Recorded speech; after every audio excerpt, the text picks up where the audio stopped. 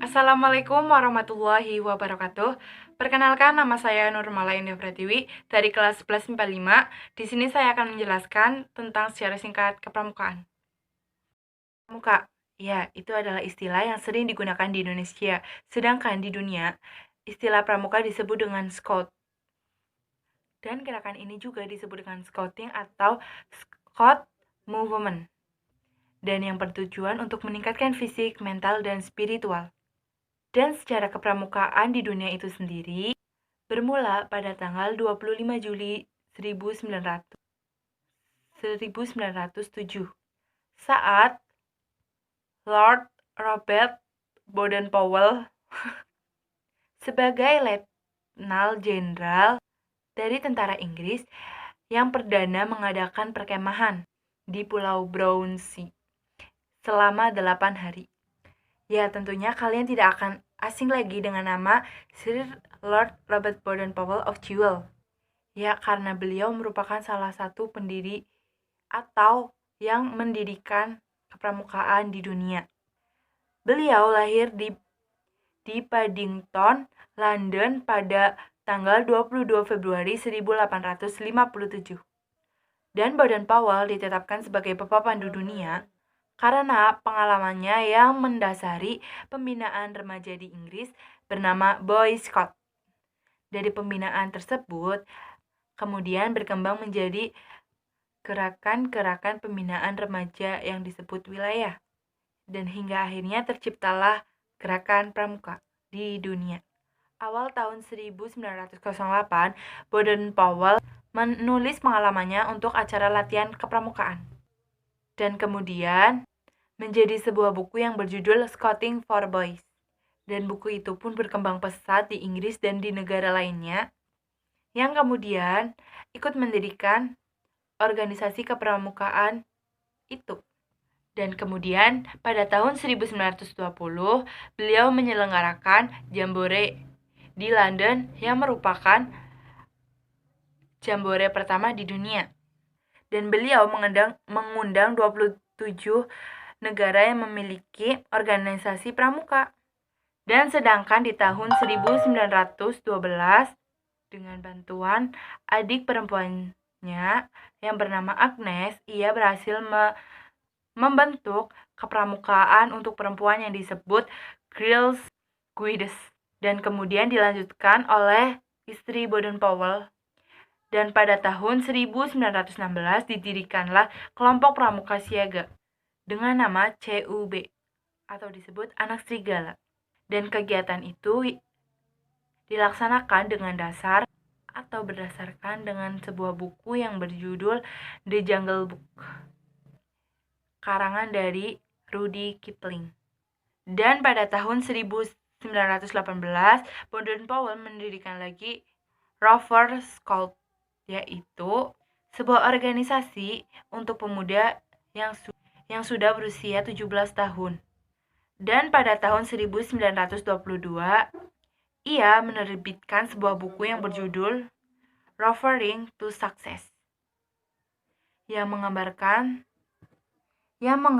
bahwa seorang pemuda harus mengayuh sampannya menuju pantai yang bahagia. Dan pada tahun 1920, dibentuklah sebuah WOSM, World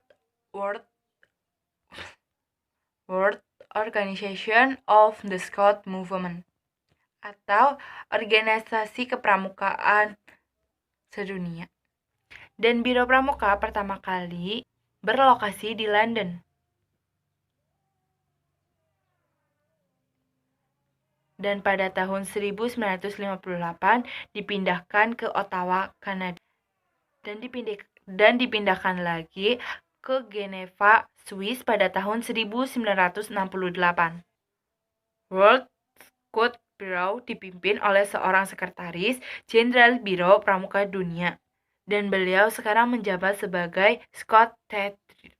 Dan di Indonesia sendiri, gerakan pramuka muncul dengan ditandai dengan suatu cabang milik Belanda dengan nama Netherlands Pathfinders Organisme NPO pada tahun 1912, yang berubah nama menjadi Netherlands Indies Pathfinders Vereniging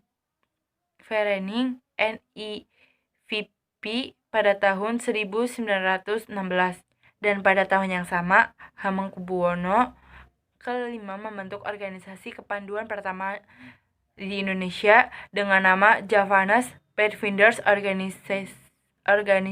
Organisasi yang dikenal dengan GPO. Anggaran dasar dan anggaran rumah tangga Gerakan Pramuka.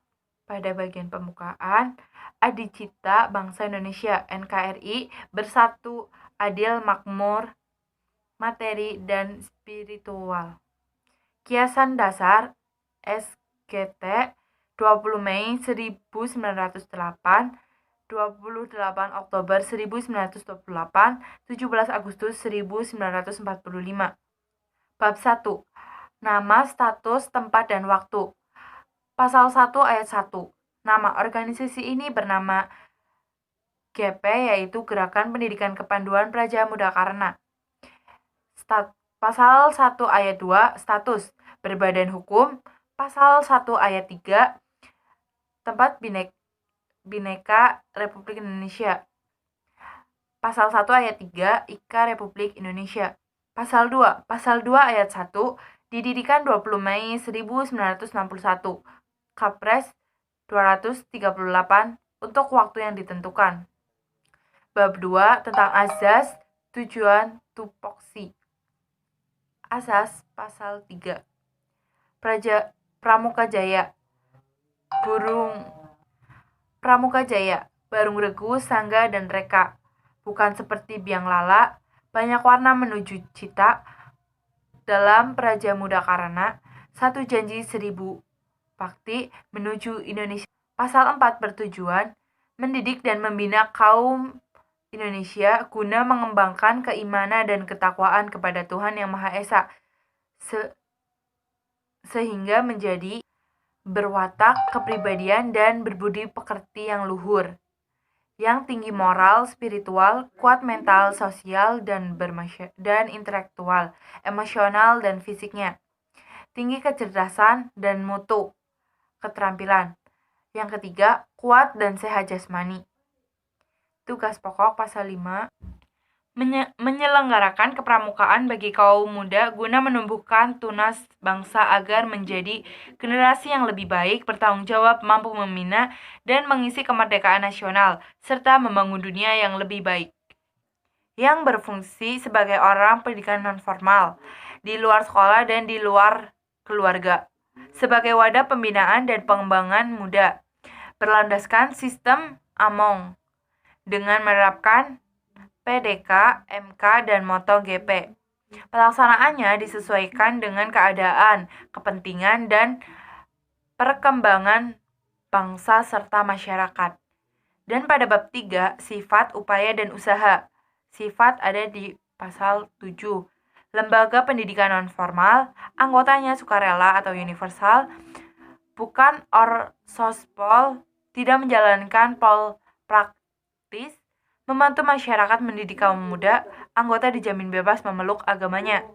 Upaya dan usaha, pasal 8. Segala upaya untuk mencapai sebuah tujuan diarahkan pada pembina watak, mental, emosi, jasmani, dan bakat, serta peningkatan iptek, keterampilan, dan kecakapan. Disediakannya sarpras yang memadai. Pada bab 4, ada sistem AMONG, PDK, MK, kode kehormatan, moto, dan kiasan dasar. Sistem AMONG pasal 7.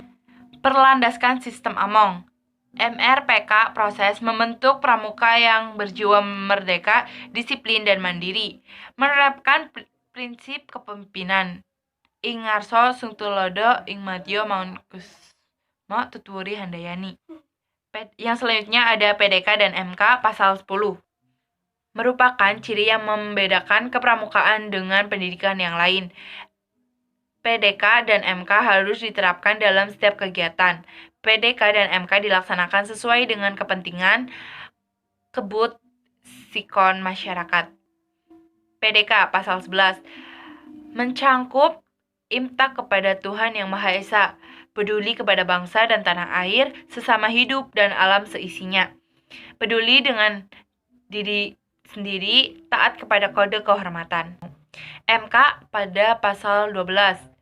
Pengalaman kode kehormatan, belajar sambil melakukan, sistem beregu, kegiatan di alam terbuka sesuai dengan rohani dan jasmani, kemitraan dengan anggota dewasa dalam setiap kegiatan, sistem tancap, sistem satuan terpisah, dan kiasan dasar. Kode kehormatan pasal 13. Sebagai jurnal, sebagai kode etik disesuaikan dengan golongan usia. Moto GP atau Gerakan Pramuka pasal 14. Candra di muka. Dan kiasan dasar pada pasal 15. Bab 5 tentang organisasi. Anggota pasal 16. Hak dan kewajiban pasal 17. Pramuka utama pasal 18. Jenjang organisasi pasal 19. Kepengurusan pasal 20. Kesatuan karya pasal 21. Dewan kerja pasal 22. Pusat pendidikan dan latihan pasal 23. Pusat panel dan pengembangan pasal 24. Bimbingan pasal 25. Pemeriksaan keuangan pasal 26. Bab 6. Musyawarah dan referendum. Musyawarah pasal 27 dan referendum pasal 28. Dan pada bab ke-7, pendapatan dan kekayaan. Pendapatan pada pasal 29 dan kekayaan pada pasal 30. Bab 8 tentang atribut, lambang pasal 31, bendera pasal 32, panji-panji pasal 33, Kepres 404 1961, himne pasal 34, pakaian seragam dan tanda-tanda pasal 35. Pasal 9 tentang ART. ART pasal 36, AD dijabarkan dalam ART.